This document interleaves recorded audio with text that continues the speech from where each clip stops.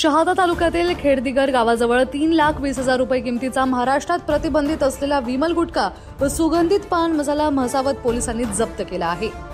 याविषयी पोलीस सूत्रांकडून मिळालेल्या माहितीनुसार पोलिसांना मिळालेल्या गुप्त माहितीच्या आधारे म्हसावद पोलीस स्टेशनचे पोलीस निरीक्षक गणेश वारुडे यांच्या पथकाने सापळा रचत दिनांक 1 ऑक्टोबर रोजी दुपारी 12:30 वाजेच्या सुमारास खेतिया म्हसावद रस्त्यावर खेडदिगर गावाजवळ ॲपे रिक्षा क्रमांक MH 49C9501 या वाहनाला थांबवून तपासणी केली असता या वाहनातून 3,20,090 रुपये किमतीचा महाराष्ट्र राज्यात प्रतिबंधित असलेला विमल गुटखा, सुगंधित पान मसाला व 80,000 रुपये किमतीची ॲपे रिक्षा असा एकूण 4,90,000 रुपये किमतीचा मुद्देमाल मिळून आला आहे। अन्न सुरक्षा अधिकारी आनंद भाऊराव पवार यांच्या फिर्यादीवरून आरोपी जीवनलाल नामदेव निकम वय वर्ष 30 राहणारा पानसेमल याच्या विरोधात गुन्ह्याची नोंद करण्यात आली आहे।